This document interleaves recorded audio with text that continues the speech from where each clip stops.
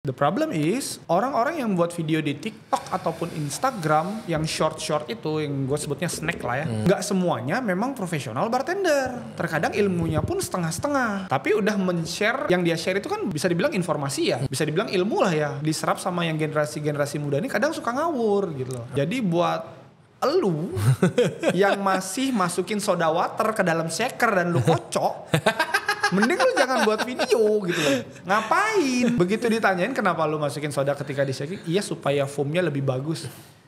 Enggak gitu. Training itu selama 6 bulan, itu seharusnya tidak boleh di nightclub. Gue training di nightclub. Gue masih 17 itu bro. Tapi gue gak bilang sama sekolah bahwa gue training di nightclub itu mulai kerja jam 8 sampai jam 4 pagi. Gue bilang sama sekolah bahwa gue training itu di restoran. Dengan tujuan supaya gue tuh lebih hatam tentang dunia bartender. Belajar juggling lah, kompetisi juggling bartender sampai se-Asia pun gue pernah. Juggling, ngelawan Jepang. Dulu lu ganteng banget berarti ya? Gue bro. Anak muda Bali yang sangat berbakat. Rambut pirang, gondrong, kurus, waduh, pakai jigger lemah. Semua pakai feeling ya. Iya, pakai feeling. Pertanyaannya minumannya enak nggak? Enggak.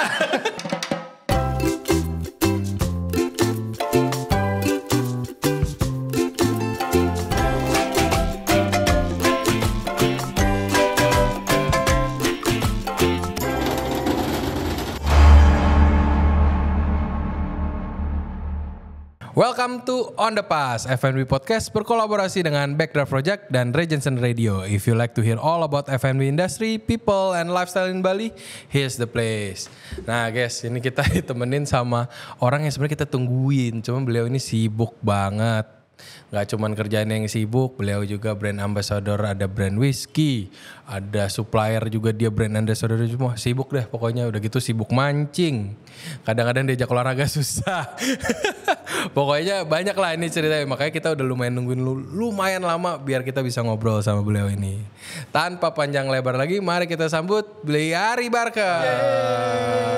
Akhirnya kesampaian. Akhirnya setelah berapa purnama ya, lama banget sih. Dari Desember sakit. Iya, dari gue mulai sakit tuh Januari sih yang habis operasi itu kan. Ini tuh tadi kita behind the scene, kita tuh baru bahas. Sebenarnya tuh ini beliau ini mestinya dipanggilnya Aji. Cuman karena beliau ini datang pertama kali ke tempat saya barengan sama Armen. Nah ini kan udah saya expect-nya beli aja nih semua nih, seset. Nggak lah. Kalau aku nggak sedip itulah. Santai lah, orang manggil Ari, manggil Bli, manggil Aji, bebas sih. Bebas. Santai. Terima kasih sudah menyempatkan ke sini. Sama-sama. Barbek yang paling sibuk di antero Instagram ini. Jadi beliau ini selain ini jabatannya apa sih, Be? Di Edigris? Di Edigris tuh gak ada teman bos saya. Orang mengenal sebagai security sih kadang-kadang. Security ya, oke. Tapi officially itu jadi head mixology lah ya, ngurusin tentang alkohol lah ya, dan ya di dunia perairan lah. Perairan. Ya kalau lu security ntar orang nyari helm hilang kalau beli nggak enak ya. Jadi kadang kalau lagi nongkrong di depan ada vale, ya gue valein gitu loh. Pak vale gitu, oh iya saya vale. Se-humble gitu. itu. Santai gitu loh, santai. Selama mobilnya gue paham ya, kalau misalnya mobilnya gak ngerti ya. Tunggu security ya, takut. Mercy, sedan, ceper, wah tunggu sebentar ya saya panggilkan security. Daripada ngejeduk ya. Daripada ngejeduk, bener. Nah beliau ini tuh dulu tandeman sama kita, kemarin udah take sama Chef Armen. Jadi ini biasa seset nih. Keluar kabur dari kantor barengan gitu. Iya. Kalau lagi break barengan gitu pasti yuk makan kemana tuh, si Armen yang kenalin awal kan. Suka bakmi nggak? Boleh deh, yuk kita coba bakmi apa? Ada temanku buka tempat bakmi TNT namanya, cobain. Pas nyobain wah gue juga suka gitu. Nyantol ya? Nyantol pas banget sih. Tapi ditinggal nih beliau sama tandemnya. Yo ini dia kemana sih? Aduh. Sibuk sekarang. Nah ini barbek dari sekarang ada Full House, yang paling baru Sisterfield, yang sama Bossman. Ya basically Edigris Project ini kita ada 3 outlet untuk saat ini ya, 3 brand lah ya. Kalau outlet brand. Total 4 karena Bossman ada 2, ada di Seminyak sama di Canggu. Lalu Sisterfield sama Full House itu di Seminyak. Jadi sibuk gak sih? Saat ini sih nggak terlalu ya. Jadi nggak kayak sebelumnya lah hektik banget. Karena ini outletnya cuma 3. Lalu yang fokus untuk brand alkohol itu di dunia alkohol ya aku bilang, karena aku lebih suka di dunia alkohol. itu di Full House justru. Lebih di Full House. Lebih di Jadi Full lebih House. fokusnya sekarang di Full House. Semua juga, cuman Ya semua juga gitu loh. Cuma tuntutan lebih banyak di Full House ya. Karena outlet yang paling baru juga kan. Baru hampir setahun lah, bulan Juli ini masuk setahun lah. Nah ini Bulan Juli. dan ini beli hari ini juga BA-nya dari Bim Santori juga kan. Betul. Bim Santori Aku sekarang brand Tovin. ambassadornya Bim Santori untuk alkoholnya dan juga untuk Tovin Bali. Tovin Bali. Tovin Bali loh. Jadi Tovin ini kan ada se-Indonesia nih, tapi aku khusus yang di Bali doang. Oke. Special price connect. Siap, bisa di chat langsung ya. Nah ini kalau Bim Santori udah lumayan lama kan? Santori sendiri dari 2022. Iya, Udah dari, lumayan lama. kayak dari kita awal kenal juga udah megang Bim Santori kan? Oh udah. Ya lumayan lah itu. Ini. Dan dipercaya sampai sekarang pun aku thank you juga sih sama Santori. Ceritanya gimana sih Bi bisa join ini sama Bos Adam? Kalau sama Bos Adam itu awalnya, wah lumayan panjang ya nih. Gak apa-apa ya aku ceritain. Besok lah. Jadi awalnya kan itu 2010 aku kerja di W Hotel tuh. Sampai 2016 itu ada temen ngechat. Temen itu ngechat apa kabar di Facebook, nanya apa kabar. Gue liat tuh chat terakhirnya dia itu, ingat banget gue ya. Gue ngecek ini orang chat terakhirnya itu 6 tahun yang lalu bro. Lama banget. Untuk nanya apa kabar itu nih orang ada apa. Pasti bukan cewek nih guys. Cowok. Oh cowok kan. Kalau cewek senang. Nah udah gitu dibilang temennya katanya butuh supervisor, buka outlet baru, dia bilang gitu. Oh, karena gue kan temen bartender banyak lah, wajar sih dia ngechat gue gitu, dia nanyain kira-kira ada temen nggak yang nyari kerja gitu. Oh boleh, emang temen lu mau buka bar yang kayak gimana? Gitu. Kalau misalnya biar gue nggak salah nih ngasih spek orang tuh biar tepat nih, oh nih cocok nih orang ini. Nah, akhirnya dia bilang, oh ya udah lu ketemu aja sama orangnya dulu deh, dia bilang gitu. Oh malah lu yang ngecantol? Enggak, akhirnya gue ketemu sama orangnya, ketemu sama Dewa Waho, Dewa Yuki. Nah udah gitu ngobrol-ngobrol, ternyata yang dicari bukan supervisor, tapi bar manager. Nah niat awalnya gue tuh cuma bercanda, oh lu butuhnya bar manager, kenapa nggak gue aja? Hahaha, bercanda awalnya. Akhirnya dijelasin anak lah. Hotel nih kan? Iya, gue kan anak hotel banget bro, W. Biasa kalau nggak mati nggak keluar dari tempat itu. Nah akhirnya pas dijelasin lah konsep barnya ini, mereka mau buka restoran pada saat itu. Kalau kalian pernah dengar mungkin nama restorannya tuh Bikini Restoran kan. Oh. Ya di awal 2017 tuh. Oh jadi ini awal buat bar itu sebenarnya buat bikini, bukan buat Sisterfield. Bukan, Sisterfield udah ada. Sisterfield tuh buka 2014 malahan bro.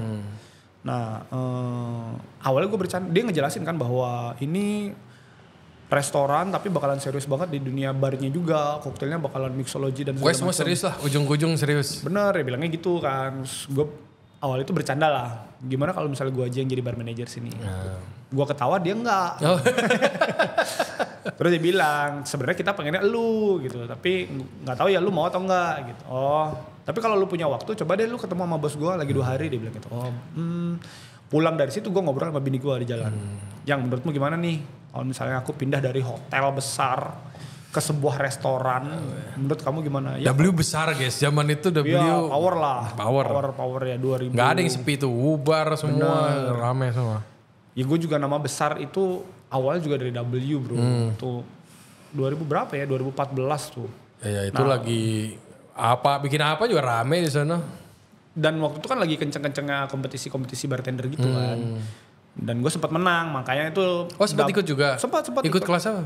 World Class Jeju namanya. Kan itu setiap tahun ada tuh. Nah 2014 gue keluar sebagai pemenang. Nah dari situ tuh nama makin dikenal banyak orang lah. Diperebutkan lah itu. Diperebutkan iya juga, tapi karena gue ngerasa W tuh udah yang paling top gitu. Gue gak mau ke brand-brand lain. Ada hotel yang lebih top, cuma lifestyle-nya gak kayak W. Lalu boleh tatoan, boleh gondrong. Yang kayak W gitu. Nyantai lah. Bener. Plus barnya jalan banget kan. W bubar itu kan. Ya. Kalau barnya jalan banget iya, kalau nyantainya nggak. Tipes dah lo kerja di situ. lumayan ya capek. Itu service gede for a reason kan di situ kan. Benar. Efisiensi. Sampai akhirnya ya di 2017 itu ketemulah sama ownernya Bikini Restoran ini. Itu Adam Maxi itu. Ternyata orangnya asik banget, ngobrol langsung cocok aja sama dia. Dan obrolanku sama istri itu justru lebih ke seputar apa ya, finansial sih. Dari segi angka udah masuk ya why not gitu. Dan gue ngerasa juga 7 berarti tahun disamain tuh sama W. dilebihin 3 kali lipat malah. Ya seberani itu standing outlet gitu loh. Kita ngomongin gaji pokok ya. Ya bukan TKP loh nih. Gaji pokok kayak gitu yang kerendahan mungkin apa enggak? Lumayan ya. Pada saat itu kan kita nggak ngerti-ngerti banget ya kalau standing outlet tuh penggajian itu berapa sih gitu kan. Karena kalau di hotel biasa servis yang gede. Servis memang benar-benar. Servis kalau sama kalau take home pay 3 kali lipat udah jadi anaknya Adam gitu. Benar. Udah apply. Ya benar. Bisa dibilang sekitar 1,5-nya lah. 1,5-nya lah. Berarti seniat itu juga mereka mau bikin bar oke juga ya? Ya seniat itu mereka untuk nyari talent untuk ngerjain produk-produknya mereka gitu. Sebenarnya agak nonsense soalnya kalau gue looking back tahun itu ya, dari W terus pindah ke yang itu predominantly kan sebelumnya Sisterfield kan orang ngerti. Itu kan grupnya Sisterfield lah. Ngapain di bar di tempat breakfast kan. Benar. Kan gak ada yang tahu dulu bikini bakal jadi kayak gimana. Ya betul banget. Itu 3 bulan pertama gue ngerasa nyesel waktu pindah. Nyesel. Karena 3 bulan pertama itu sepi bro. Ada tamu itu. Datang udah pas buka bikini itu langsung? Enggak. Jadi pas gue datang itu, gue sign kontrak itu, wait. Opening itu tanggal 7 Januari, gue mulai kerja itu tanggal 4 Januari. Jadi bisa dibilang 3 hari sebelum 3 hari sebelum. Nah, sampai bulan Maret pun, masih sepi banget bro. Sehari itu tamu masih bisa dihitung pakai jari kali, 10.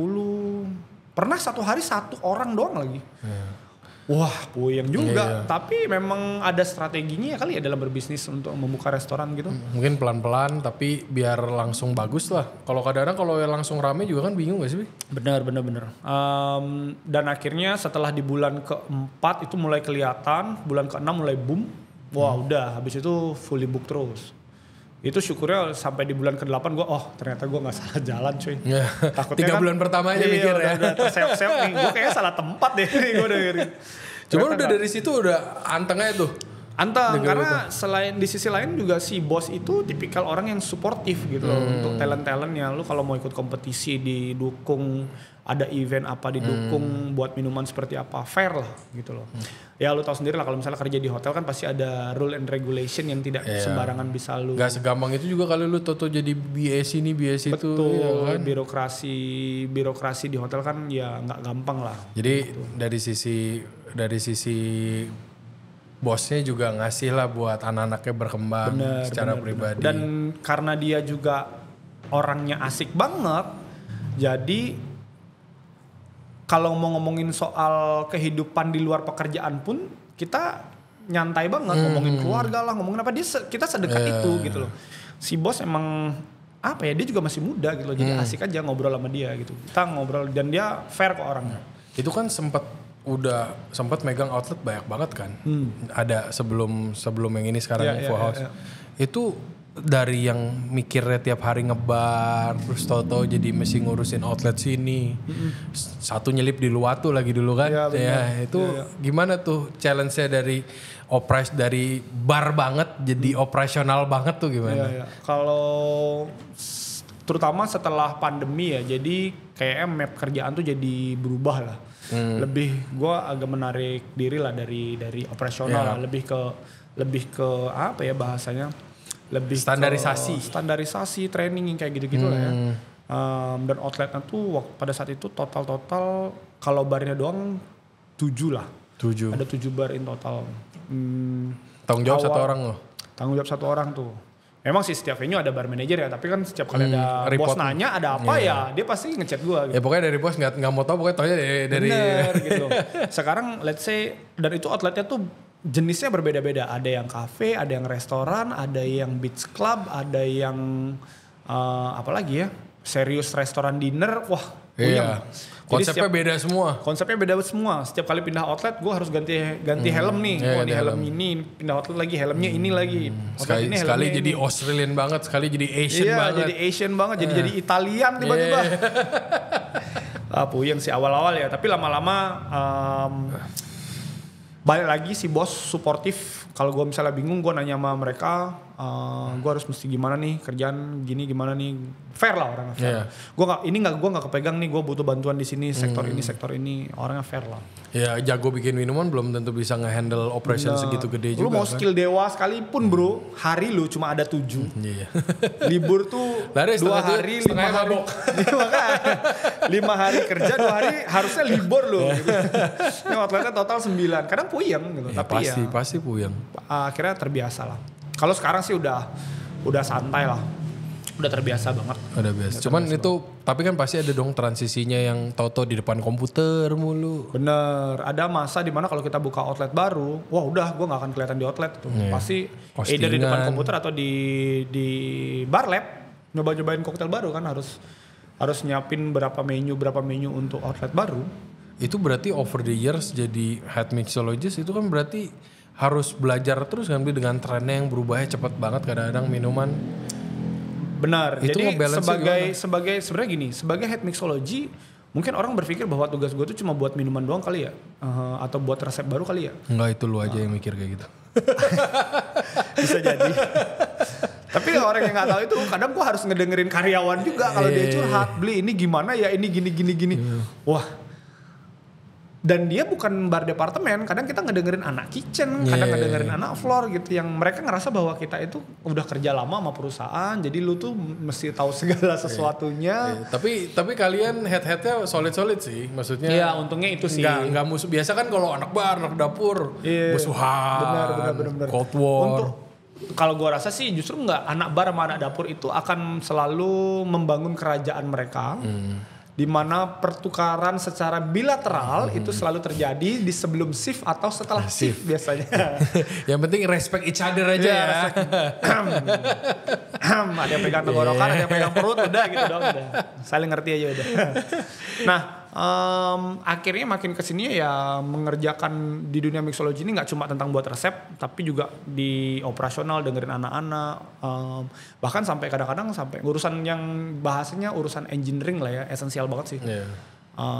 Ngurusin AC lah apa gitu. Akhirnya kita ngerasain bahwa perusahaan ini nggak cuma lu kerja sebagai head mixology doang, tapi sense of belongingnya adalah gue ngerjain macam-macam. Care lah sama whatever happen di brand ini, ini brand gue juga. Bener. Akhirnya gitu jatuhnya. Nah ini lu Looking Black segitu jauh nih, udah lumayan lama kan kerja. Selain skill buat jadi barback lah, bartender apa mixologist, selain bikin minuman tuh apa yang menurut Biari penting gitu loh yang dipunya buat mungkin yang lain yang inspire jadi orang sukses di bar? Kalau saat ini kalau lo misalnya mau ngerjain sesuatu apapun itu kalau lo memang mau sukses, yang nomor satu udah pasti lo harus serius. Di dunia F&B salah satu skill yang harus kita punya kan adalah komunikasi, bro. Lo mau skill lo dewa kayak gimana juga kalau menyampaikan segala sesuatu ide nggak nyampe nih antara lo ke bos lo ke tamu, lo ke bawahan lo, pokoknya komunikasi ke semuanya. Ke semuanya tuh. Wah, buat gue sih komunikasi sih salah satu yang paling penting ya. Cara lu ngomong, cara lu menyampaikan sesuatu, itu penting banget. Tapi sih. Emang dari awal Biari udah lemes apa pelan-pelan belajar juga tuh, ada nabrak-nabraknya juga? Oh pasti. Kan banyak kan yang bar yang masih takut ngomong sama tamu. Bener. Kalau itu pasti nabrak-nabrak, bro. Dulu diajarin sama, ingat banget itu zaman gue masih SMP tuh, guru SMP ku tuh bilang, guru bahasa Inggris sih, dia bilang, sebenarnya kamu nggak perlu paham-paham amat grammar. Yang penting kamu berani dulu untuk ngomongin sesuatu. Confidence dulu lah, ngomongin tabrak-tabrak. At least si tamunya ngerti dan kamu ngerti. Disitulah komunikasi terjadi. Sesimpel itu sebenarnya. Pas dikoreksi nggak usah baper. Bener. Kadang-kadang orang-orang kita ya, kalau misalnya ada temennya gitu ngomong bahasa Inggris belepotan itu suka diceng-cengin atau dijelek-jelekin lah. Lu ngomong bahasa Inggris lu belepotan banget gini dan segala macam. Brother, itu benernya dia udah berusaha aja udah bagus banget dan kita harus appreciate. Ya cuman ya harus ada yang ngasih tau juga kan. Kalau enggak kan gak improve. Belepetan terus. Iya juga ya. Cuma kadang-kadang confident ngaruh banget sih. Gue juga nyadar anak-anak gue di sini kan awal-awal Covid isinya Rusia semua kan. Ya. Ngelihat bule dikit panik. Pak ini ngomongnya gimana? Dia aja gak bisa bahasa Inggris. Ajar aja. Pokoknya intinya gak ada yang ngerti dia ngomong apa. You drink, you drink. One, two. Ice, no. Iya. Dan mereka juga fully aware kalau orang-orang Indo bukan bahasa mother tongue-nya bukan bahasa Inggris juga kan. Benar. Kalau kalian bisa ya pasti mereka appreciate. Benar. Aku juga ngerasa gitu sih. Awal-awal pasti belepotan. Komunikasi berarti yang paling buat aku sih ya, kamu mau belajar sesuatu hal yang baru, salah satunya sih paling penting komunikasi sih buat aku. Nah ini gimana ceritanya? Ini komunikasi, jadi bar, megang operasional, terus tau-tau masih ada waktu ngurusin jadi BA-BA-an. Ini tuh ceritanya dari mana itu? Itu bagian dari komunikasi sebenarnya ya. Komunikasi setelah kerja ya? Gimana ya, gue ngerasa kayak misalnya dunia alkohol dan komunikasi itu salah satu yang apa ya, bersinggungan lah. Lu kalau misalnya sambil nongkrong minum alkohol udah pasti sambil ngobrol juga gitu loh. Ya ada mungkin yang tujuannya memang party banget gitu, tapi kalau gue sih lebih ke arah ngobrol, dengerin orang ngomong, cari curhat, koneksi, cerita, cari koneksi, berbisnis, itu selalu ada hubungannya dengan berarti emang lu emang suka berkomunitas lah dari dulu. Benar suka banget berkomunitas. Gue tipikal orang ekstrovert lah ya, bisa dibilang suka nongol lah di mana-mana. Dari SMA juga suka ngeband apa, suka nongol lah istilahnya. Gue inget banget awal-awal gue ketemu sama Bliari ini sama Bli Armen. Bliari ini emang supel banget, dan kalau ngobrol udah lepas aja cerita aja. Jadi relate-nya tuh lebih gampang. Saya Armen kan lebih nggak selepas tuh lah kalau ngobrol. Bener. Dulu gue inget banget gue event yang gue undang dia bukan Armen, dia bilang. Bli, dateng yuk ke sini. Dia mau lo datengin, padahal orang bar bukan orang dapur. Biasanya kita ngajak anak dapur kan. Terus gue titipin lagi, kasih tau Bli Armen juga ajakin. Gini kalau itu justru sebenarnya gini bro. Mungkin gue kerja di bidang alkohol ya. Mungkin karena terlalu lama juga di bidang alkohol, dan akhirnya gue tuh lama-lama udah bahasanya ya bukan sombong tapi bisa dibilang hatam lah minuman itu akan seperti apa. Dan di sisi lain gue tuh seneng banget yang namanya makanan, eksplorasi makanan tuh gue seneng banget. However, ide di dunia minuman gue pun kadang datangnya juga dari alkohol gitu loh. Datangnya dari makanan, digabungin sama alkohol gitu. Dan itu sering banget. Kalau ada undangan untuk makan-makan bahasanya dari teman-teman kitchen lah ya, gue pasti datang karena gue suka banget sama makanan. Lu lebih semangat datangnya makan daripada yang mabok. Betul gitu. Karena jujur gue waktu itu gue kata event pertama gue lumayan gede di Bali itu gue ngundang semuanya, gue tembak aja ke dia, gue bilang kayak Bli datang Bli, terus dia bilang oh iya ntar sempet mampirin. Gue gak expect dia datang, orang anak bar. Jadi kalau misalnya guys kalian ngundang aku tentang minum-minum, 90% kayak aku gak datang. Tapi kalau makan-makan aku datang. Soalnya minum kerja juga kan, masa pulang kerja minum lagi. Capek juga sih minum dulu ya, capek juga. Nah itu yang ngebuat jadi kalau misalnya ngobrol dengan minum itu jadi connect aja, seneng aja gitu. Duduk minum sambil ngobrol. Gitu. Berarti emang itu awalnya lu bisa jadi ada kenalan ke orang-orang yang ujung-ujungnya nunjuk lu jadi BA ini juga. Ya itu salah satunya pasti. Salah satunya dari berkomunitas networkingnya. Ya. Itu dari awal emang udah supel itu apa ada titik kayak kayak gue harus lebih keliling nih? Kalau sebenarnya ngomongin supel gimana ya? Mempelajari dunia bartender akhirnya lebih deep itu lu bisa buat minuman sejago apa itu bisa dipelajari bro. Tapi secara personalisasi mungkin lu harus mencari karakter lu sendiri seperti apa gitu. Dan menjadi bartender lu gak bisa menjadi orang yang terlalu kaku-kaku amat gitu. Di dunia ini gue pernah ketemu beberapa bartender yang jago banget dan dia kaku banget gitu loh. Tapi memang personalisasinya dia seperti itu. Gayanya dia tuh emang ngomongnya sedikit. Tapi jago banget. Pernah gak sih lu ketemu orang yang bahasa yang nerd banget lah. Ya nerd banget lah istilahnya ya. Jago banget tapi dia memang orangnya dikit banget ngomongnya, ditanya iya. Paling jawabannya yes, no, it is. Kayak gitu-gitu doang, simpel banget. Ada gitu. Tapi ada yang lebih senang kita tonton kan orang yang lebih supel lah ya. Lebih terbuka. Terkadang dunia bar memang tempatnya memang seperti itu gitu. Tempat yang gak terlalu serius.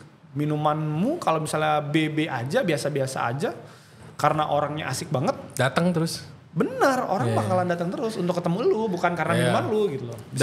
Dan bikin minuman juga inspirasinya jadi lebih banyak kan kalau ketemu orang lebih banyak. Iya, karena kan pertukar pikiran juga kan. Nih ternyata cabai ketemu sama coklat cocok kayak gitu-gitu. Itu gue ketemu beli Ari tuh sering banget di mana Totenong kalau ada di sini. Emang segitu, emang lu segitu enjoy kayak hangout di sini, hangout di situ. Emang ada kerjaan aja kali di rumah. Kadang-kadang kita ajak main basket nih salah satu yang mau nongol, se-fun itulah. Asik aja. Tapi emang itu juga kan kita kan di bisnis hospitality juga kan. Bener, lu semakin banyak punya kegiatan dengan orang-orang, lu bakalan semakin diinget. Salah satunya itu, ketika lu ada event, ada apa, lu pasti butuh mereka juga gitu. Dan komunitas ini emang harus dibentuk kan.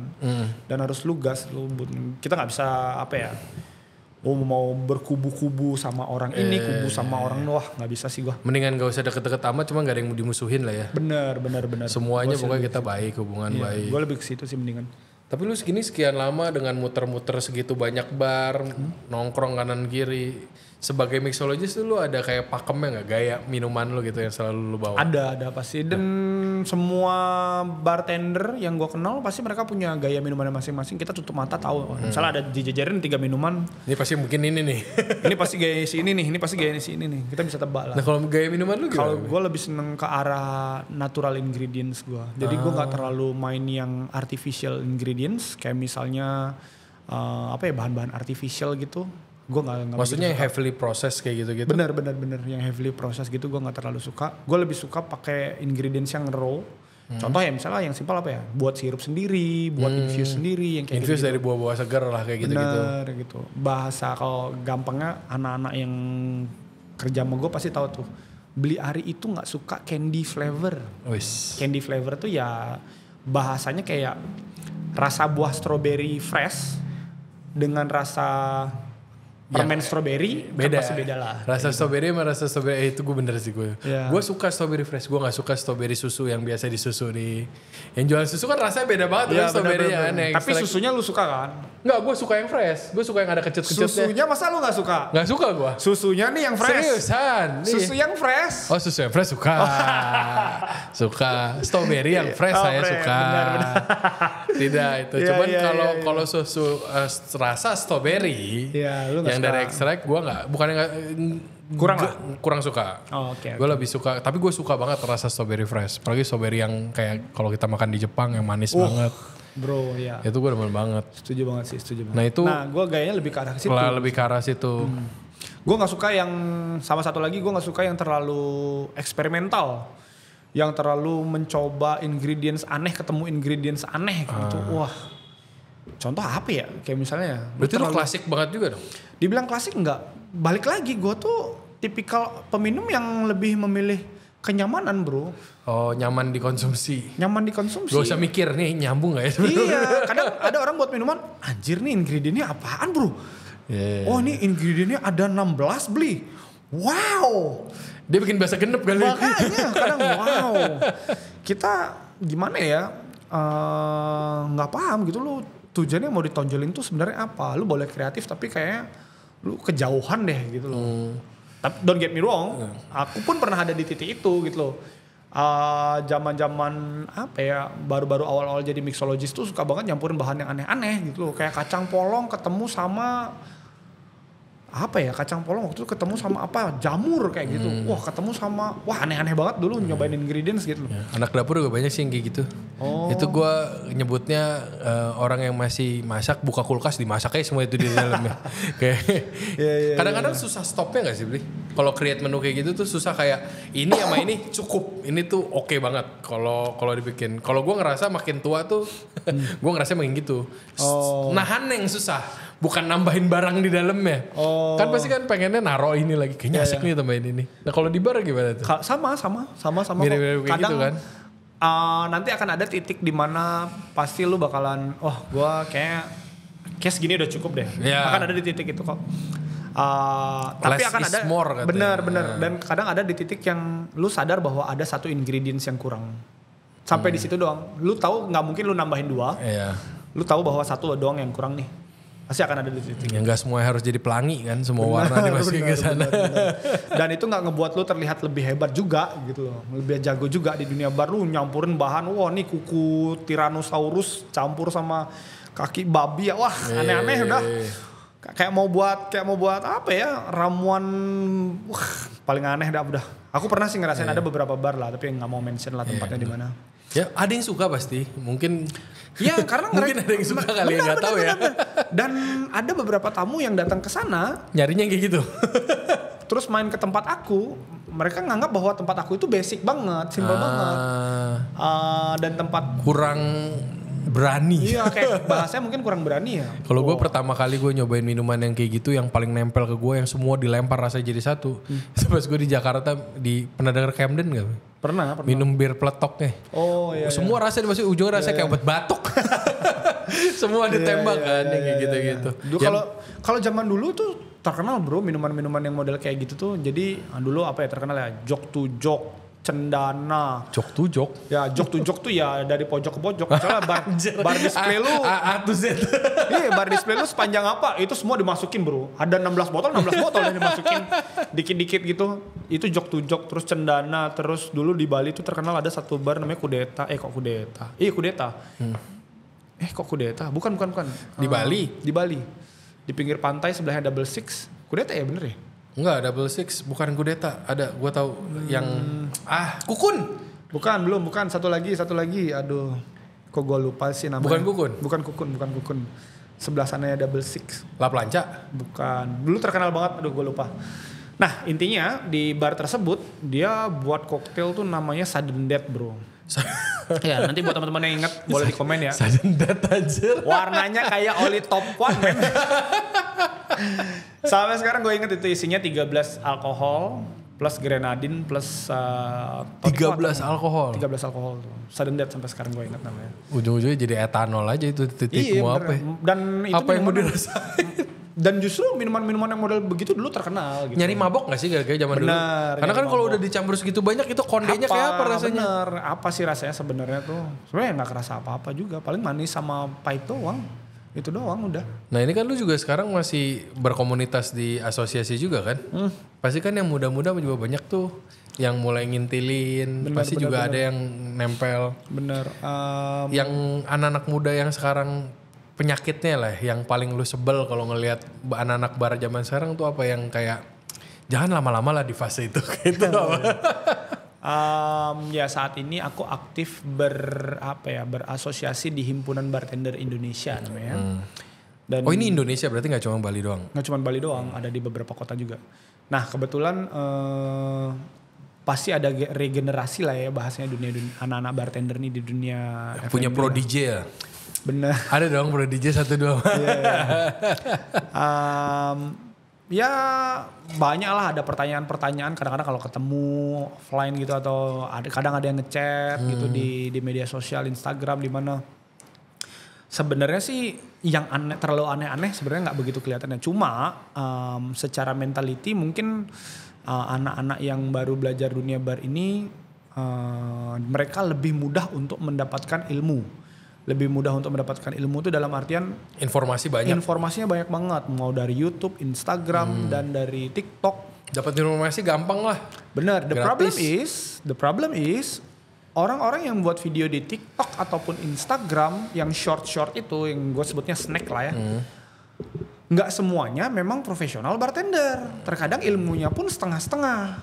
Tapi udah mau ngajarin. Tapi udah men-share yang bahasanya, yang dia share itu kan bisa dibilang informasi ya.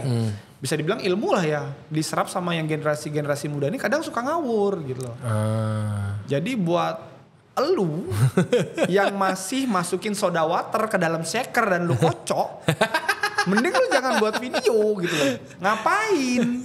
Itu siapa yang ngajar? Ada. Meledak bos.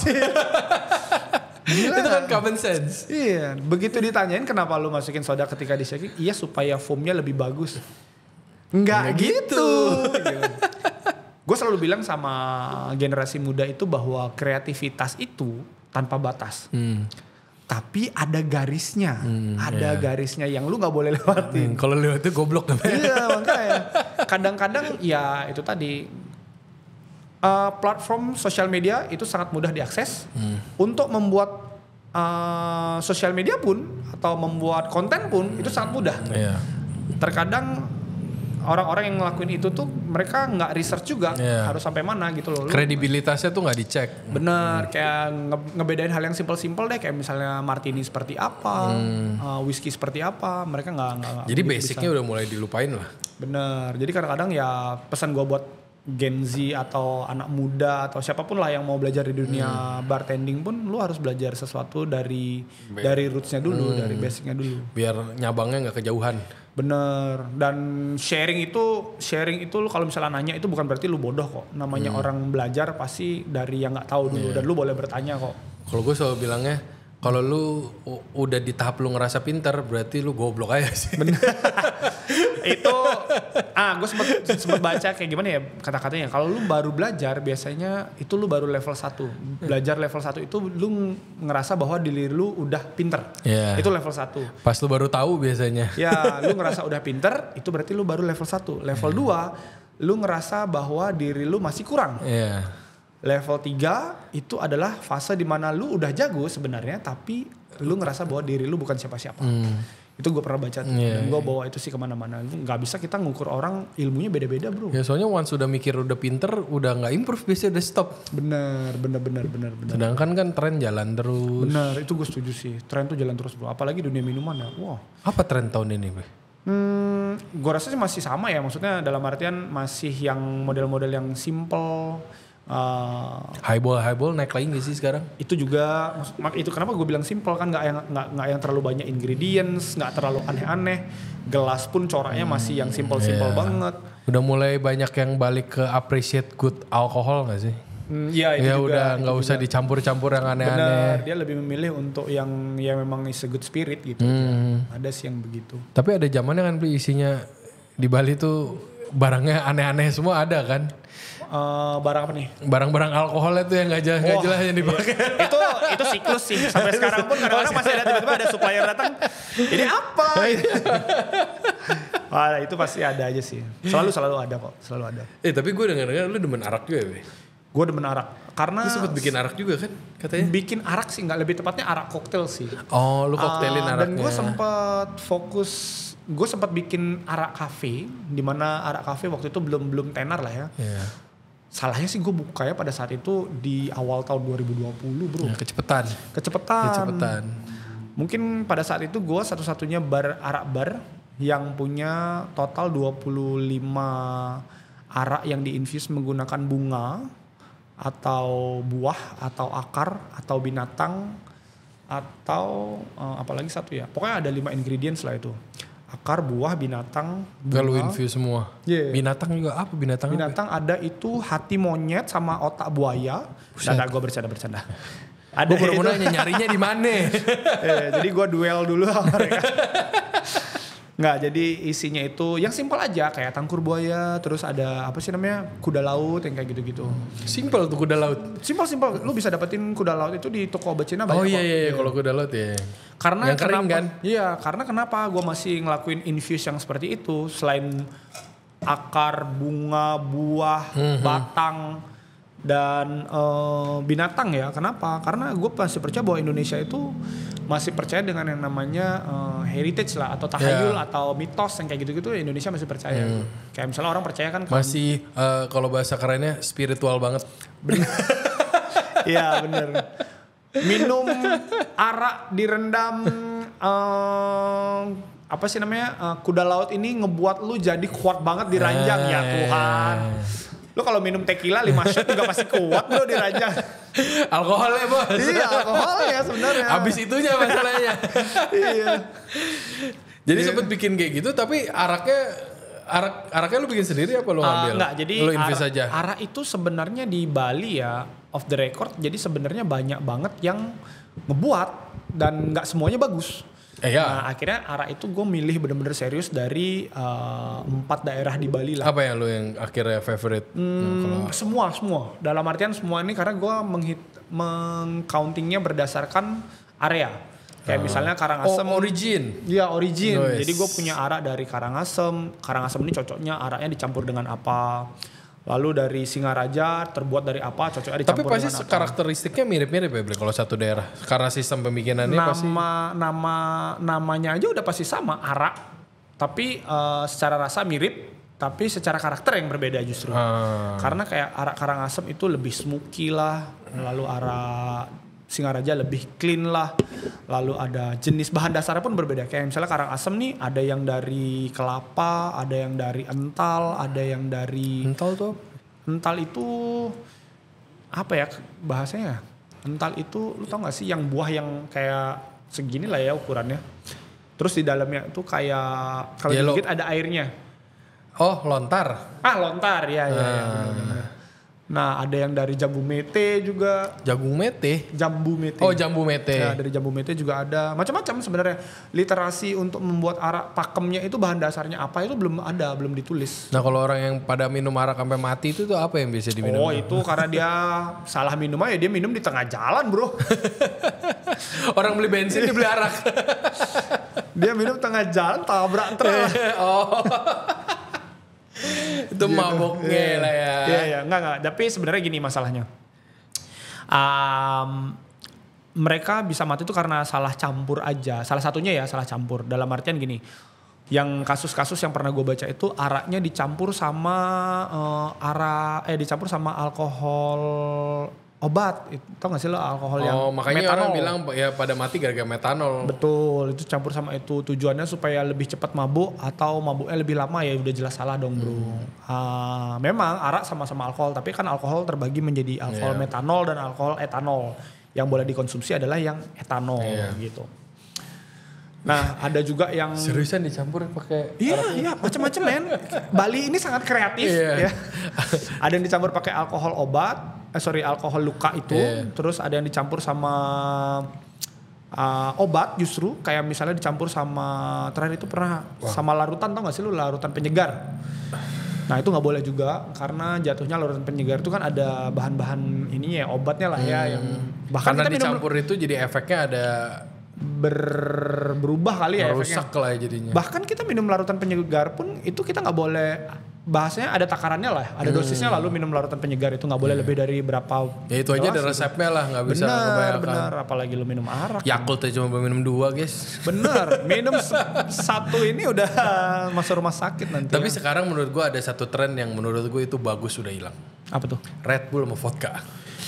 Masih bro. Masih ya? Masih. Cuman kayaknya nggak separah dulu deh. Kalau dulu kayaknya mungkin circle kita berbeda. Circle berbeda. Masih ada.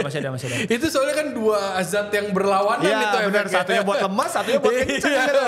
Dan jadinya tidak terjadi apa-apa. Iya, jadi apa-apa. Terus lu minumin terus. Iya.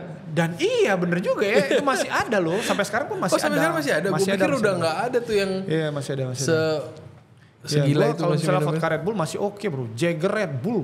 Nah, sebutannya Jagger Bomb lah ya. Ini orang mau sekencang apa gue pikir. Nah ada yang segitu. Tapi beliau ngeliat gak sih trennya kalau zaman let's say ngomong before sebelum zaman-zamannya gue kan baru mulai jadi chef keren. Itu kan mungkin habis gue masuk kuliah masak terus baru 2-3 tahun kemudian keren. Sebelum itu jadi bartender kan keren banget tuh. Bisa ngejagling-jagling. Iyalah. Serius. Wow. Serius keren banget. Iya. Dan orang selalu kalau mau jadi bartender tuh patokannya karena keren bro. Emang iya keren banget. Ya mau masuk kulineri cuma tetap mau ikut ekstrakurikuler juggling. Iya. Sampai di sininya belum ada kapalannya belum asik no biasanya. Itu kan sekarang mungkin enggak segila dulu lah ya. Benar. Ngelihat keren. Menurut itu gara-gara apa? Karena ya bener apa nih? Kenapa orang mulai meninggalkan flair maksudnya? Enggak meninggalkan dunia bartender lah, enggak se-hype dulu. Kalau dulu kan ya makanya gue bilangnya dunia bartender ini terbagi. Cewek aja dulu pikiran. Tapi bener, dulu tuh cita-cita gue gue masih ingat sampai sekarang. Cita-cita gue tuh pengen jadi waiter bro di kapal pesiar. Karena gue ngelihat paman gue kerja di kapal pesiar, jadi waiter dan sukses, duitnya banyak banget. Iya, duitnya banyak banget. Sampai akhirnya gue tuh ngelihat kan gue masuk SMK nih, guru gue tuh mulai ngajarin juggling. Oh SMK udah ngelajar juggling? Udah, gue mulai awal ngebar ya SMK justru. gitu. Baru tahu SMK udah diajarin juggling. Iya, justru karena itu gue jadi bartender akhirnya. Bahkan gue kekeh di SMK itu kan kita ada training ya.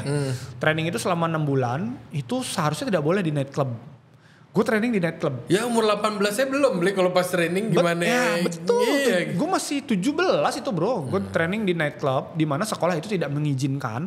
Tapi gue nggak bilang sama sekolah bahwa gue training di nightclub itu mulai kerja jam 8 sampai jam 4 pagi. Gue bilang sama sekolah bahwa gue training itu di restoran. Dengan tujuan supaya gue tuh lebih hatam tentang dunia bartender. Gue langsung seambisius itu loh. Seambisius itu bener, seambisius itu. Belajar juggling lah, kompetisi juggling bartender sampai se-Asia pun gue pernah. Juggling ngelawan Jepang. Dulu lu ganteng banget berarti ya? Gue bro. Anak muda Bali yang sangat berbakat. Rambut pirang, gondrong, kurus. Waduh, parah banget. Berarti dulu nge-juggling juga? Gue parah gue. Sampai ke lawan se-Asia. Tapi lawan dulu guys, juggling tuh keren banget. Betul, gue setuju banget. Tapi memang tren berubah bro. Iya, tren berubah. Sampai sekarang sebenarnya dunia juggling masih ada. Mungkin tapi tidak sekencang dulu ya. Bahkan di beberapa kota kayak Jakarta, Surabaya, Jawa Tengah tuh udah mulai drastis berkurang.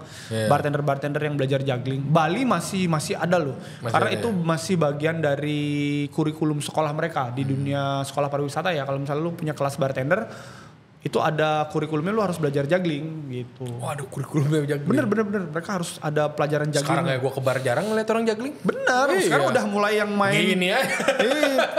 ngejelasin garnish cantik-cantik. Wah, esnya harus begini. Ya trennya pasti berubah. Berarti zaman-zaman alkohol ditarik sampai atas udah lewat. Iya, udah gak ada lagi yang ses.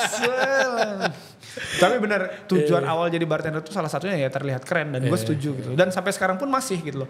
Kalau gue nginterview yang anak-anak mau training atau yang barback, belajar jadi barback gitu. Lu kenapa pengen kerja di sini atau lu kenapa pengen kerja jadi bartender? Karena kelihatan keren beli.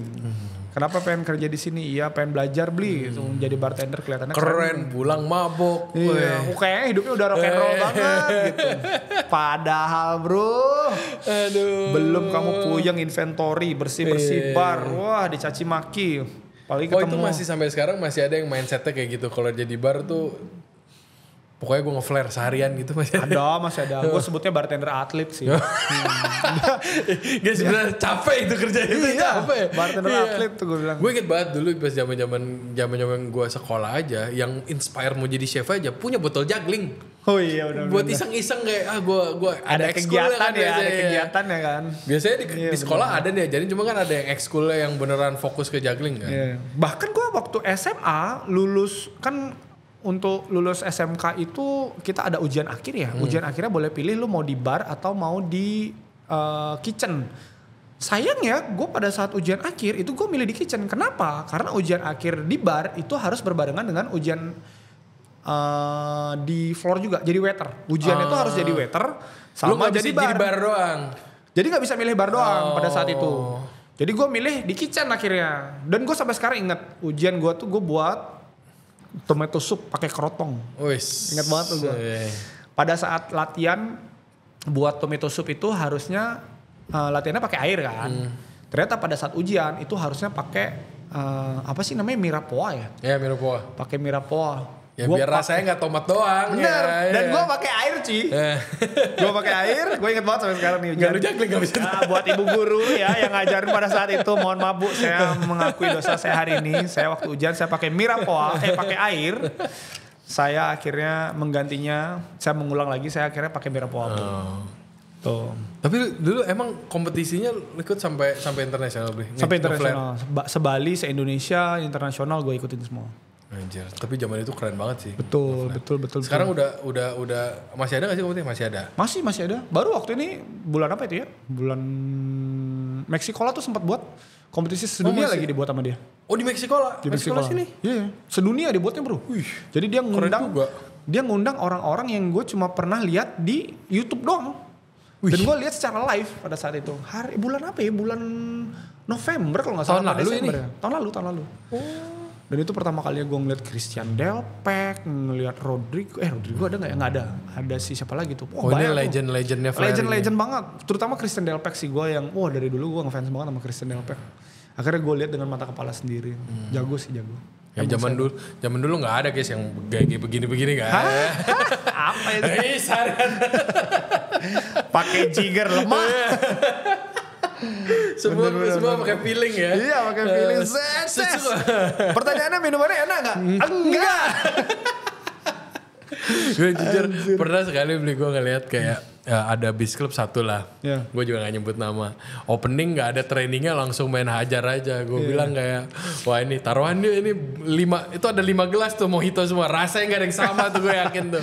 Iya. Sekarang orang udah makin kritis gak sih beli sama produk juga. Iya, gak bisa gara-gara bartendernya ganteng, lempar-lemparnya keren, terus masih minum gak enak, di ngertiin kan udah susah kan sekarang. Iya, wih gimana ya, bahkan kita yang di dunia bartender ya, bahkan lu yang muka lu pas-pasan aja dan minuman lu yang biasa-biasa aja, tapi kalau lu jadi bartender yang sangat menyenangkan, orang masih bisa terima bro.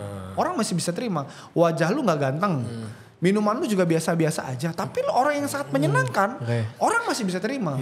Apalagi lu ganteng. Makanya gue kalau ketemu orang ya, bartender nih, udah ganteng, minumannya enak, kelar. Tapi kalau dia gak bisa berkomunikasi, sumpah rugi gue bilang. Tapi kalau lu udah ganteng, pintar berkomunikasi, bro, minuman lu setengah-setengah, bro, masih bisa diterima. Ini buat yang lain ya, mulai. Jadi playboy itu gak butuh ganteng, mulut lemes. Iya benar. Kadang pelawak istrinya 2 bro. Iya makanya. Pelawak lo istrinya 2. Tapi abis itu switchnya dari fokus nge-flare terus atau ikutan yang kompetisi yang mixology beneran itu gara-gara apa? Bosan? Enggak, akhirnya mulai awal-awal kerja sama W tuh, jadi W itu mereka punya bar konsultannya itu serius banget di dunia alkohol, di dunia koktail. Gue akhirnya mempelajari satu hal ketika masuk W itu, ternyata ada nih sebuah ilmu yang gue sebut itu adalah bar disiplin gitu.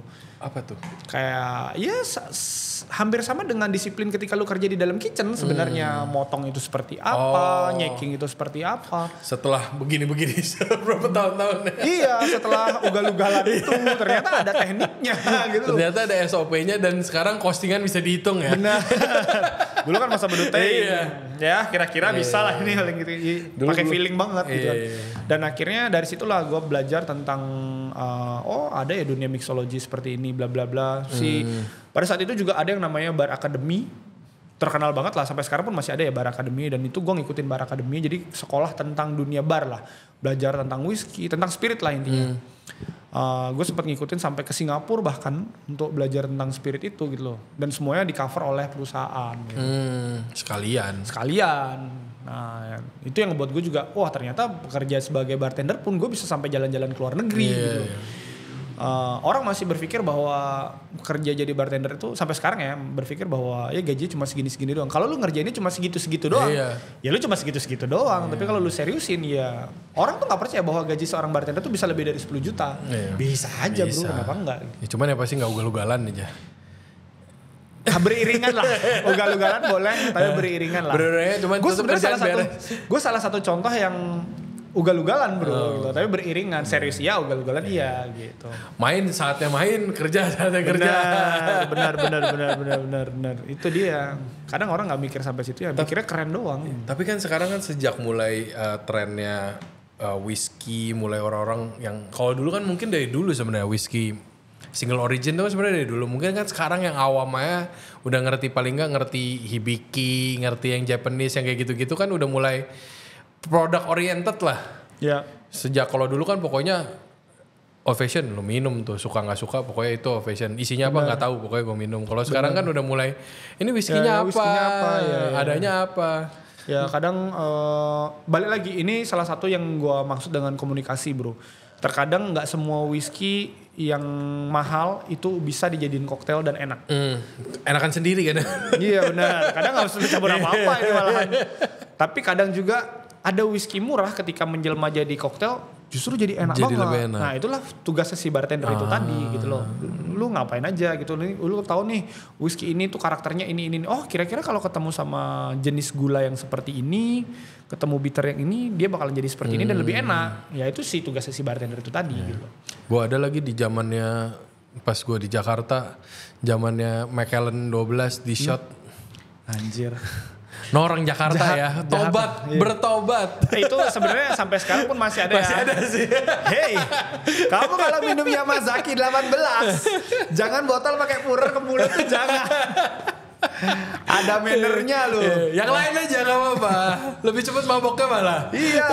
Kalau mau kayak gitu-gitu. Bisa 4 botol. Gimana ya? Kadang orang kalau duitnya banyak banget itu nggak ngukur bro. Ya, mau whisky semahal apapun, apa ya Yamazaki 40 tahun, Hibiki 40 tahun, mereka nggak peduli mau diminum kayak gimana juga. Kayak bayangin yang bikinnya nangisnya kayak apa tuh diliatin dibikin susah-susah. Terutama kita yang mempelajari itu semua gitu Iya. loh. Ini cara buatnya seperti ini, cara minumnya seperti ini, mannernya seperti ini.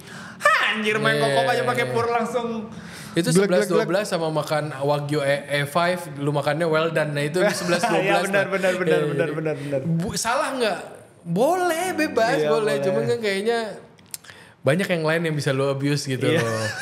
Gak usah lah bom-bom ekonomi sulit sekarang. Itu bahasanya bagus banget lagi. Itu di abuse bener sih. Iya, di abuse itu. Bener. Sekarang ada yang ada tren-tren baru apa nggak? Kalau kemarin kan sempet kayak natural wine. Sampai saat ini natural wine masih gitu-gitu aja sih ya. Kemarin sempat boom banget kan ya. Tapi sekarang nggak kayak dulu lah. Nggak kayak 2 tahun belakangan. Sekarang udah agak santai. Tapi wine masih still there. Orang masih menikmati makanannya dengan wine. Yang baru-baru ada nggak, Be? Kayak gaya-gaya yang tren saat baru. ini tren baru masih nggak terlalu sama kok, masih nggak ada yang terlalu perubahan, masih yang slick santai, nggak ada yang aneh-aneh. Itu setelah bertahun-tahun nggak pernah switch ya soalnya. Toto jadi produk oriented banget. Aku rasa sekarang lebih banyak orang fokus dengan konsep ya. Jadi kayak misalnya konsep barnya seperti apa, lalu apa yang dia jual. Dalam artian gini, terakhir tuh ada bar yang kuliah tuh seserius itu dalam ngomongin soal air bro. Jadi dia punya air dari berbagai negara, di redistil ulang, air lo di redistil. Air di redistil, ini mau ngapain gitu. Tapi sampai seserius itu gitu. Segitu kurang kerjaannya ya, sampai Betul. air gitu.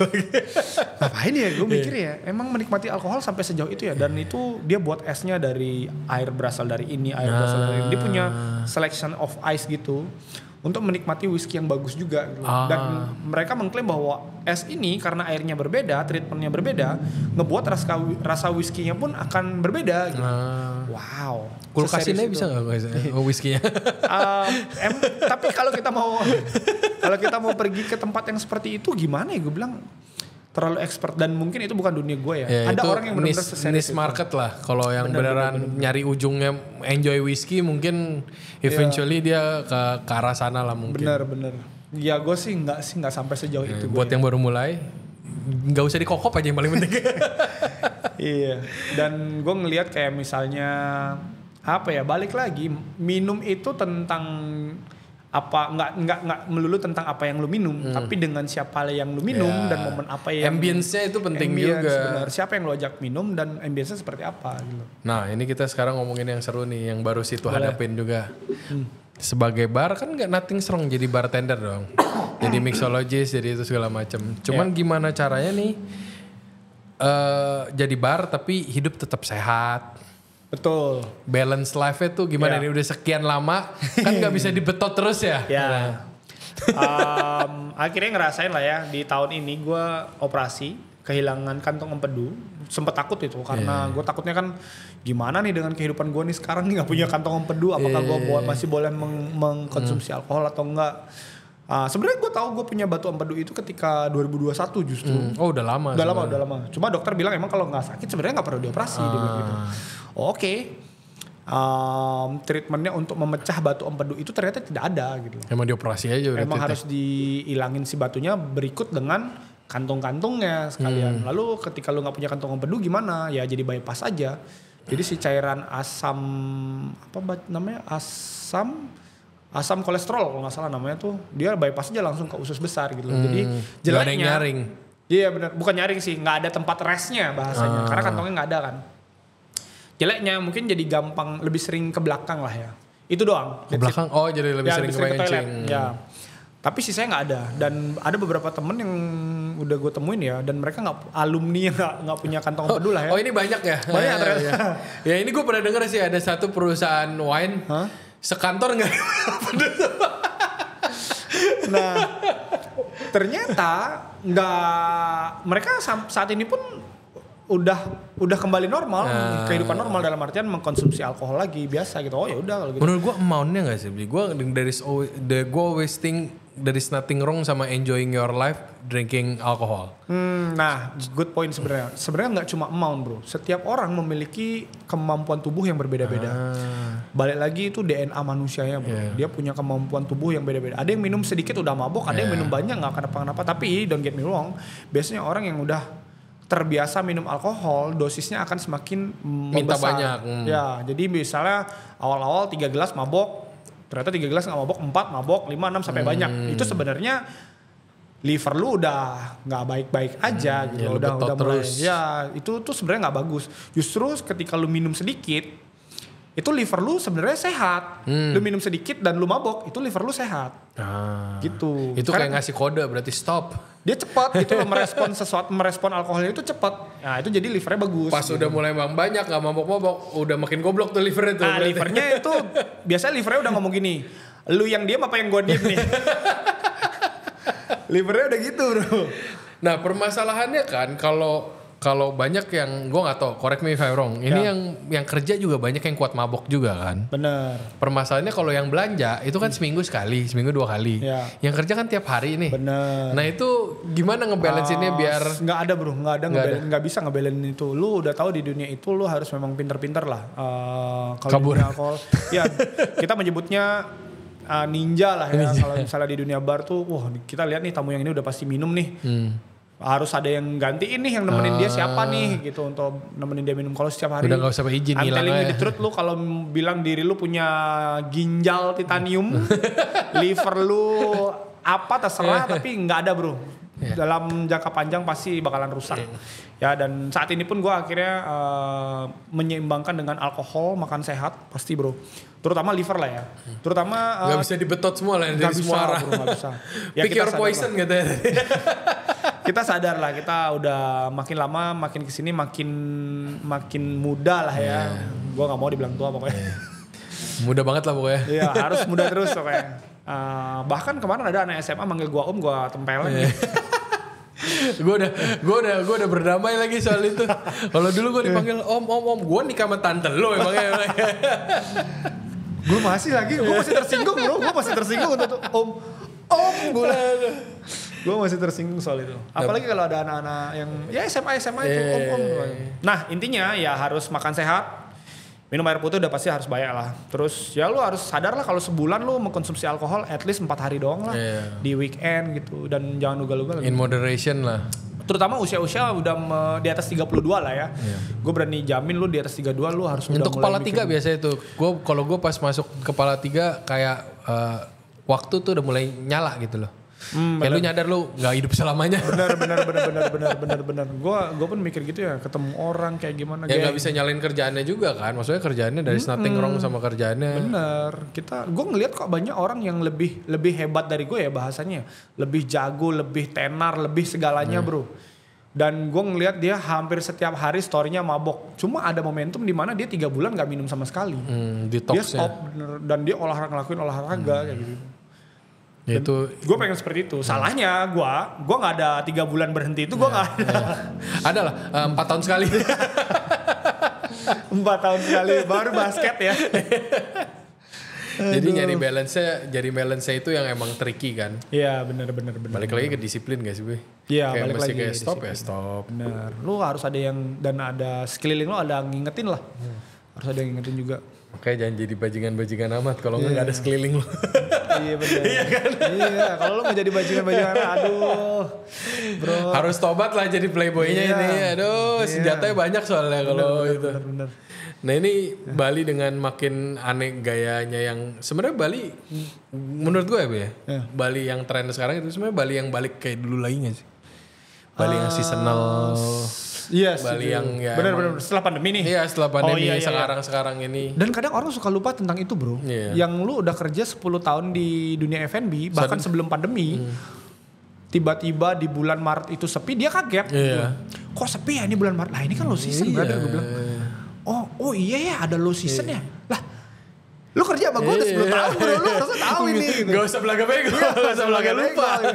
Aneh-aneh gimana? Ya kadang-kadang itu sih, kalau yang udah lama, mestinya kan kayak gue dulu pas kerja di Bali 2013, 2014 tuh ya Ya Bali normal begini, ini lebih ramai daripada dulu. Udah lebih ramai. Bener. Yang bukanya aja lebih banyak sekarang. Iya, makanya low season itu udah pasti awal tahun sama menjelang akhir tahun ya, bulan-bulan Oktober, September tuh udah pasti low season lah. November udah pasti low season lah. Nah itu breaknya tuh 3 bulan. Ya benar. Itu bisa lah aku ngambil cuti ya. Ya mancing gitu biasanya. Tapi sejauh ini masih oke kan Bli? Trennya semuanya. So far masih F&B aman lah ya. season. Memang secara mapping F&B sedikit berubah dari sebelum pandemi dengan sekarang ya. Dulu kan kita tahu lah area-area mana yang rame, tapi but it's normal bro. Nah, lu mau jadi juara selamanya juga nggak mungkin kan. Masih ada tren yang berubah lah. Ada yang baru lagi pasti. Pasti. Ya ini tinggal balik normal guys sekarang. Ya, tinggal diusahakan dari yang Bali ya begini. Udah gak di normal lagi, balik normal udah. Nah ini sebelum udahan gue pengen minta rekomendasi. Apa tuh? Selain outlet sendiri ya. Selain outlet sendiri. Jadi kita bawa, kan ini kita banyak penonton tuh yang mungkin dari Jakarta, dari Bandung, dari kota lain lah di luar Bali. Nah ini mungkin biar Bali makin rame, minta rekomendasi nih kayak makan di mana, kayak local spot di mana Bli? Kalau local favorite spot, aja banyak pasti. Iya bener. Gue local spot ya. Kita ngomongin makanan Bali dulu deh. Ya makanan Bali dong. Ya local spot itu salah satunya. Jangan bawa makanan Banyuwangi. Bener. Local spot itu salah satu favorite gue itu ada di daerah Sesetan, Babi Guling. Ini ya siapa nggak tahu Babi Guling kan? Stylenya pasti beda-beda lah ya, lu tau lah. Stylenya beda-beda. Ada namanya Sari Nadi Sesetan. Oh Sari Nadi kan ada nih di Canggu. Enakan yang Sesetan? Gua favorit Sesetan. Oh sama tapi itu sebenarnya. Secara flavor, gue kurang tahu ya apakah ini satu owner atau enggak, tapi gue ngerasa beda. Gue ngerasa beda. Dan gue lebih suka yang di Sesetan. Berarti Sari Nadi itu? Iya. Terus kalau apalagi ya, kalau misalnya makanan Bali, rata-rata gue di daerah Sanur, rata-rata gue suka sih. Kayak Mentingen, kayak gitu-gitu gue masih suka lah. Gue masih suka. Ya ini buat yang sering datang cari babi guling tuh full references lah. Bener. Kalau lu sukanya yang mana, ya suka yang mana. Dan emang modelnya banyak. Kalau gue sampai sekarang tuh yang gayanya Tabanan gue punya prefer yang ini. Oh iya setuju. Gue setuju. Ini. Karena emang gue setuju. Karena emang banyak. Bener. Ini kayaknya jadi kunci deh. Kalau lu ngomongin soal babi guling ya, gue nggak bisa bilang Sari Nadi itu paling enak. Karena memang preference gue tuh babi guling yang dagingnya itu tidak diaduk dengan bumbunya bro. Gue lebih seneng yang. Berarti lu demen Gianyar sebenarnya gayanya. Betul. Yang bumbunya di atas. Betul. Gue suka yang kayak gitu. Kalau Gianyar apa? Yang gaya Gianyar? Gaya Gianyar di daerah Gianyar ya. Aduh hampir semua lagi bro. Hampir semua lu suka. Makan daging soalnya pokoknya kalau yang itu tuh makan daging. Gue karnivora sejati gue. Nggak dikunyah, nggak dijilat gue. Lawar tuh temen kalau tapi rata-rata tempat lain lawar kan salah satu kunci kayak babi guling itu jadi enak atau enggak salah satunya juga sih, tapi kadang ada memang lawar yang stand alone gitu kan, yang beberapa tempat original ya original kayak nggak tahu ini dari mana ya lawar plek itu terutama yang orang kadang ya masih ada yang berani ada yang enggak lah ya.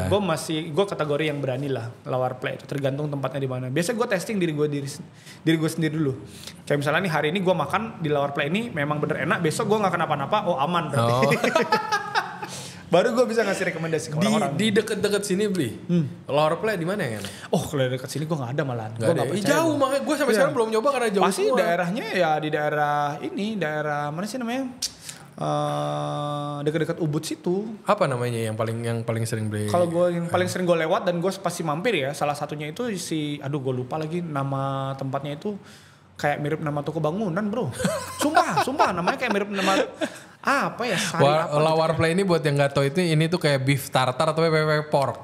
Benar. Dan ini raw. Benar. Not for everyone. Kalau mau coba silakan. Kalau misalnya punya lambung emang percaya diri ya boleh coba. Gitu. Itu emang gaya Gianyar ya beli kalau play. Ya Gianyar, Sukawati itu mirip-mirip sana, juga, daerah-daerah sana. Ya, gayanya emang mirip-mirip. Seru sih sebenarnya kalau mau ngobrol ngebahas babi guling aja nih di Bali. Gayanya banyak banget soalnya. Belum gaya lawar ya, mulai dari gaya lawar babi, bebek, ayam, ikan marlin, empas, kura-kura. Kalau kura-kura sih nggak ada sih sekarang ya. Udah penyu. Masa kura-kura? Ya. Penyu. Oh ya penyu benar. Kura-kura. Ya. Si juga tahu. Penyu maksudnya. Penyu.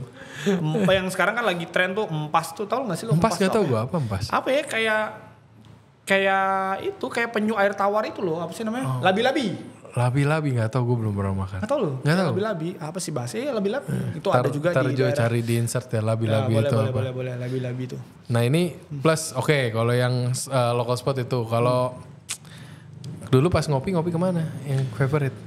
Ngopi gua di Bali ya nggak ada, ya masih mainstream sih gua rata-rata selain venue-venue gue ya.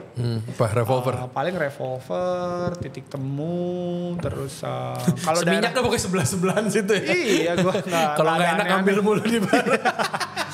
Iya, terus kalau di daerah Kodia ya Cie, bahasanya Wes, nyerempet Kodia. Kodia nih, Denpasar, anak Denpasar ya, Yes. kalian hati-hati kalau saya datang. Mana ya Denpasar, salah satunya Tokyo itu apa sih? Kyoto Country Club. Ya itu salah satunya juga, Oh, tempatnya oke. asik, gue suka juga tuh. Terus mana lagi ya kopi-kopi. Kebanyakan tempat kopi tuh menjelma jadi tempat minum juga soalnya bro. Kyoto tuh desainer interiornya sama tempat gue di sini. Oh ya pantas ya, cakep-cakep. Gue suka tempatnya tuh, cozy juga tuh, kopinya serius. Bro, gue rasa dia tempat kopi yang paling serius dia deh. Di sana. Iya di sana. Di Kodia. Di Kodia. Dia punya selection biji kopi banyak banget bro. Oh seserius itu ya? Gue belum pernah situ. 150.000, 200.000, 800.000. Oh yang geisha-geishaan dia ada. Bener, kayak gitu-gitu. Kan seserius itu mereka. Baru tahu gue di sana itu. Tuh. Nah ini kalau ajak date night kemana date night? Kalau date night. Masa di tempat kerja kan gak enak kan kalau date night ya. Bener sih. Gue rata-rata kalau date night tuh lebih seneng ke tempat yang sedikit apa ya, lebih ke intimate lah bahasanya. Gue lebih seneng yang pinggir pantai kayak gitu-gitu sih. Biasa kalau udah Spesifik. nggak pusing, kalau udah kayak nggak tahu mau kemana. Pasti ada tuh kayak udah nggak tahu mau kemana, udah kesini aja gitu. Yang safe spotnya kemana biasa? Gue save lebih, kita berdua itu sama-sama suka bakmi soalnya brother. Ya kalau sama istriku terutama malam-malam gitu kalau nyari bakmi kan kadang-kadang suka susah tuh ya. Paling kita searching di Sesetan tuh ada kayak mie ayam Bandung yang kayak gitu-gitu, terus cicap, terus ya kalau siang makan siang udah pasti lah. Gue nggak ada tempat lain selain TNT lah ya. Iya soalnya dia biasanya nggak bangun. Bener. Gitu. Ya selewat aja. Iya bener. Gue lewat buka mau pasti mampir kalau gue sih. Makasih lo udah masuk listing gue. Pastilah bro. Karena gini, gue pernah dengar kata temen gue ya. Gue setuju banget sama dia lagi. Temen gue orang Jakarta, Chinese Jakarta lebih tepatnya, namanya Joshua. Dia pernah muncul sama si Ray Johnson. Pernah di podcastnya si Ray juga.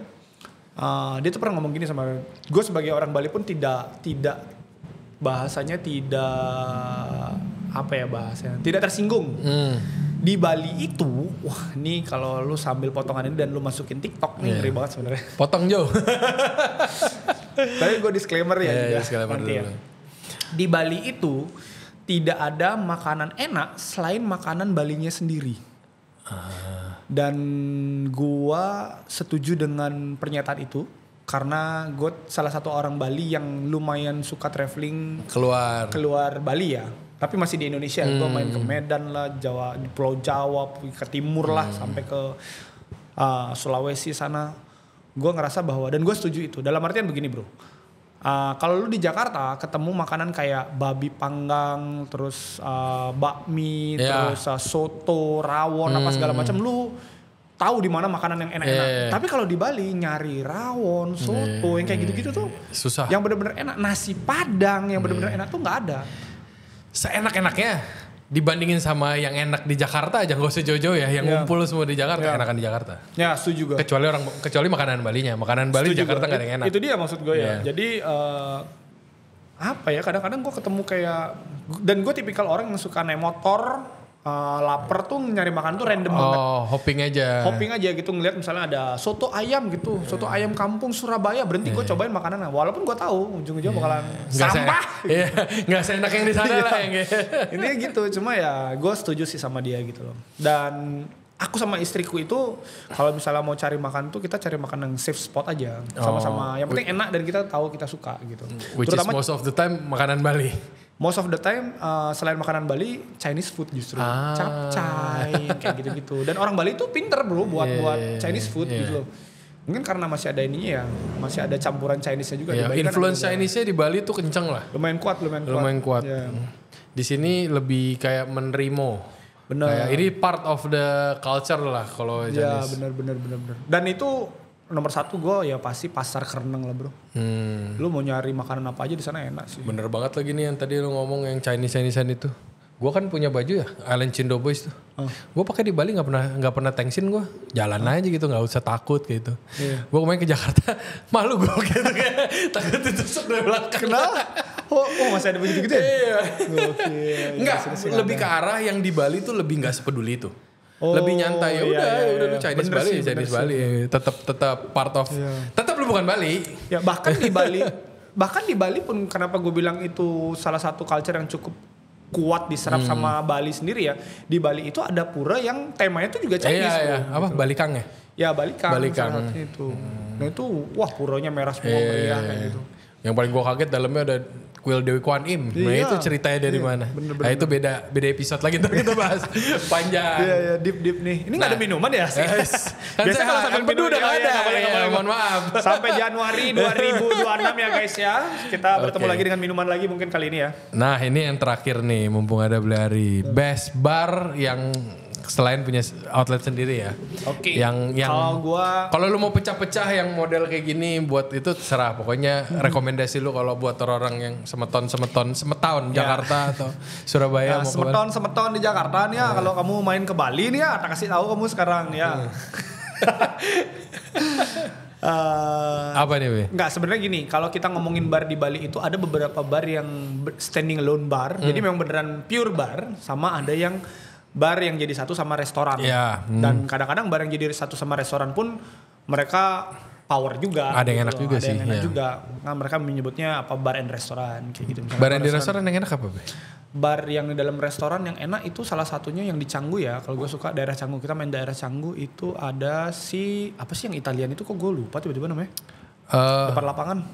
Depan lapangan Italian. Iya. Italian, dia spaghetti terkenal juga tuh. Apa ya? Kok gitu tiba-tiba? Riveria. Riveria. Riveria itu satu. Lalu kalau lu suka yang gimmick-gimmick tuh ya udah pasti Miss Fish tuh dia suka main gimmick-gimmick dong. Miss Fish bukan Miss Fish. Apa sih namanya? Yang lambangnya kunci tuh standing alone bar sih. Dia speakeasy bar gitu. Gua kok tiba-tiba lupa nama bar. Ya lupa namanya. Jadi short memory gini ya tiba-tiba. Ya itulah pokoknya ada nama barnya. Ntar sama Jo dimasukin. Ntar gue suruh cek lagi. Ya Jo, tolong bantu cari aku nama bar aja.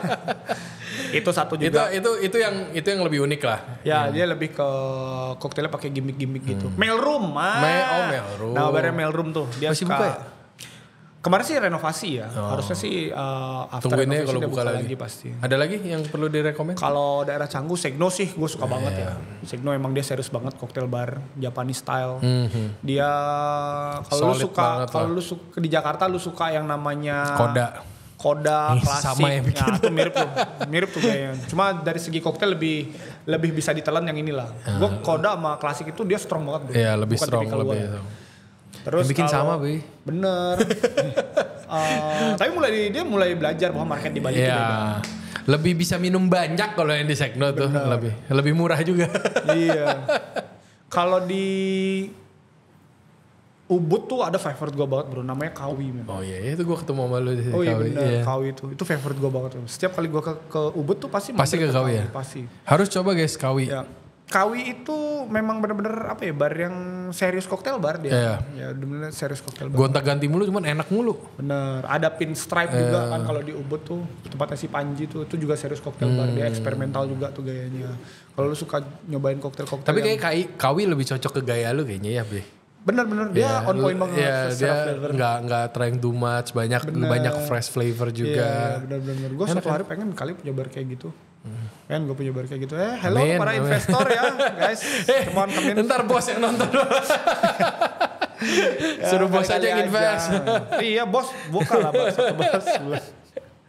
Dari ngurusin 7 masih sekarang cuma 4. Oke, thank you banget Li. Siap, sama-sama. Thank you banget. Ntar kita ngobrol-ngobrol lagi, kita ajak. Mungkin ntar kita ajak kalau ada tandemannya kita ngobrol kongtai lagi yang ngebahas perduniaan ini. Peralkoholan ini. Thank you sudah ngesempetin gue seneng banget main di sini ya. Undang lagi ya. Pasti. Komen guys, komen. Thank you Bli, udah nyempetin. Kalau mau cari tahu Bleari, kalau mungkin yang baru tahu, mungkin Instagramnya kemana? Instagram aku di Arey Barker ya. Terus semua platform aku di sosial media. Friendster Arey Barker ya. Friendster tuh yang klip-klip ya. Di Area Barker kalian boleh follow. Terima kasih. Nanti di situ aku sharing tentang dunia minuman dan dunia bar lah intinya. Yang sehat. Yang sekarang sehat dulu. Sekarang sehat dulu. Thank you, Bli. Thank you. Thank you semuanya buat yang udah dengerin episode kali ini. Wah, seru banget. Kalau yang kalian pengen tahu dunia-dunia perbaran ini, mixologis kerjanya apa, semoga bisa menjawab pertanyaan sedikit banyak. Kalau kurang, DM dia langsung sendiri. Yang pasti kalau kalian masih penasaran sama On The Pass, follow kita terus di Instagram sama di TikTok di On The Pass Bali SS1. Dan yang pasti nggak boleh ketinggalan itu subscribe terus di Ray Jensen Radio di semua platform streaming lainnya. Thank you guys. Bye.